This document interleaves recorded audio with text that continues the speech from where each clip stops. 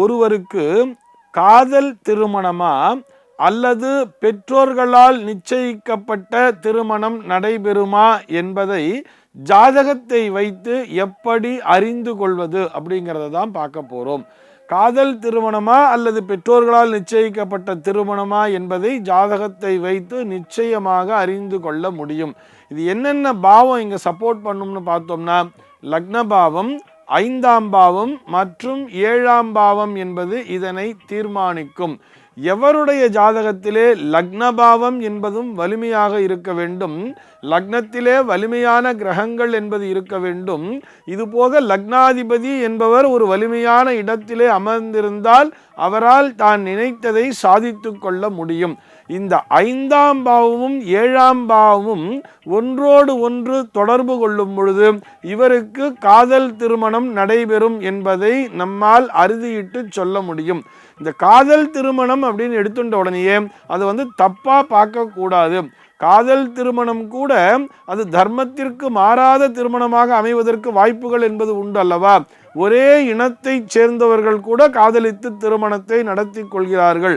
இதில் காந்தர்வ விவாகம் அப்படிங்கிற அந்த கான்செப்டுக்குள்ள வராம இவர்கள் காதலித்து மனம் புரிவார்களா என்பதை நிச்சயமாக ஜாதகத்தினை கொண்டு சொல்ல முடியும். இதில் பார்த்தோம்னா எல்லோருமே காதலிப்பார்கள். முக்கால்வாசி பேர் பார்த்தோம்னா பெரும்பாலும் எல்லோருமே அந்த காதல் வலையிலே விழுந்திருப்பார்கள்.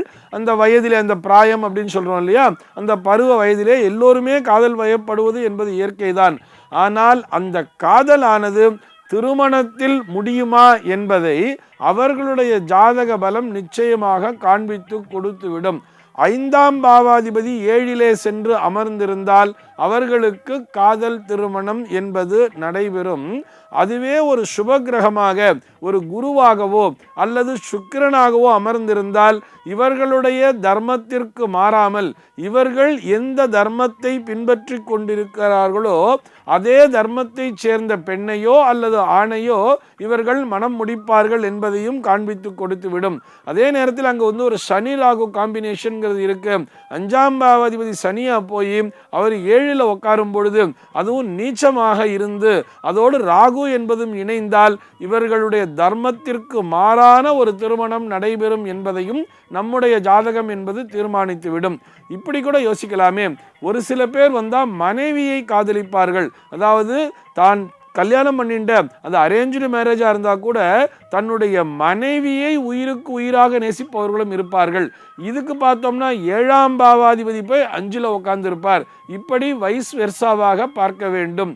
5ஆம் பாவமும் 7ஆம் பாவமும் ஒன்றோடு ஒன்று தொடர்பு கொண்டிருக்கும் பொழுது அவர்களுக்கு காதல் திருமணம் என்பது நடைபெறும். இதில் பார்த்தோம்னா ஒரு சில பேர் வீம்புக்குன்னு சொல்லி காதல் திருமணம் பண்ணிக்கிறார். இந்த காலத்தில் பார்த்தோம்னா இந்த குழந்தைகள் எல்லாத்துக்கும் நாங்கள் எங்கள் சாய்ஸ் படி தானே இருந்துருக்கோம், சின்ன வயசுலேருந்தே நாங்கள் கேட்டதெல்லாம் நீங்கள் வாங்கி கொடுத்துட்டுருக்கேள், நான் படிக்கிறது கூட என் சாய்ஸ் படி தான் படிச்சிருக்கேன், என்னுடைய சாய்ஸ் படி தான் நான் உயர்கல்வியும் படிச்சிருக்கேன், என்னுடைய சாய்ஸின் படி தான் நான் வேலையும் பார்க்குறேன், அதே மாதிரி இதுலேயும் நான் தான் தேர்ந்தெடுப்பேன் அப்படிங்கிற மாதிரி ஒரு பிடிவாதத்திற்கு செய்பவர்களும் இருக்கிறார் அல்லவா? அவர்களுடைய ஜாதகத்தில் பார்த்தோம்னா லக்னாதிபதியும் 11ஆம் பாவாதிபதியும் 7ஆம் பாவத்தோடு தொடர்பு கொள்வார்கள். இவர்கள் வேணும்னே ஒரு பிடிவாதத்துக்காக கல்யாணம் பண்ணிக்கிறார். அந்த மாதிரி செய்யும் பொழுது அதனை நாம் காதல் திருமண கணக்கிலே கொண்டு வர முடியாது. இவர்களுக்கு தான் என்ன ஆகுதுன்னு பார்த்தோம்னா ஒத்தோட ஒத்தர் அந்த ஈகோ கிளாஷ் அப்படிங்கிறது வர்றது, ஒரு அண்டர்ஸ்டாண்டிங்கிறது இல்லாமல் சண்டை போட்டுக்கிறா. இதற்கு காரணம் என்னன்னா நான் நினைச்சதை சாதிக்கணுங்கிற அந்த பிடிவாதம் தான். அதே நேரத்திலே அரேஞ்சு மேரேஜ் அப்படின்னு வரும்பொழுது இவருக்கு பெற்றோரால் நிச்சயிக்கப்பட்ட திருமணம்தான் நடைபெறும் என்பதை அந்த ஜாதகரினுடைய 9ஆம் பாவம் மற்றும் 10ஆம் பாவம் என்பது அந்த 7ஆம் பாவத்தோடு தொடர்பு கொண்டு நமக்கு தெளிவாகவே காண்பித்துவிடும். அவருடைய ஜாதகத்திலே 7ஆம் பாவாதிபதி என்பவர் வலுப்பெற்றிருக்கு. 7ஆம் பாவத்திலே குரு மற்றும் சுக்கிரன் முதலான ஒரு சுப கிரகங்கள் அமர்ந்திருக்கின்ற பட்சத்திலே நிச்சயமாக அவருடைய திருமண வாழ்க்கை என்பது நல்லபடியாகவே அமையும். இதை ஒரு ஜாதகத்தை எடுத்துட்டு போய் பார்க்கும்போதே நம்ம தெரிஞ்சுக்கலாம். சார் என் பொண்ணுக்கு எப்படி நடக்கும் அல்லது என் பிள்ளைக்கு எப்படி நடக்கும், அவனுடைய மன வாழ்வு என்பது அவனுக்கு மன மகிழ்ச்சியை தருமா தராதா, இதை எல்லாத்தையும் பார்த்து புரிஞ்சுண்டு அதற்கு ஏற்றாற்போல் செயல்படும் பொழுது கண்டிப்பாக வாழ்க்கை என்பது மகிழ்ச்சியாகத்தான் இருக்கும். சார் நான் லவ் பண்ணுறதுக்கு முன்னாடி போய் ஜாதகம்லாம் பார்க்க முடியுமா அப்படின்னு விதண்டாவாதமாக பேசக்கூடாது. இங்கே லவ் பண்ணுறதுக்காக ஜாதகம் பாருங்கன்னு சொல்லலை.